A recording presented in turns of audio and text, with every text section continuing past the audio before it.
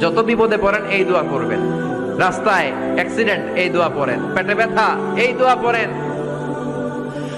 জেলের শিকার হয়েছেন, জুলুমের শিকার, এই দোয়া পড়েন। লা ইলাহা ইল্লা আনতা সুবহানাকা ইন্নী কুনতু মিনাজ জালিমিন।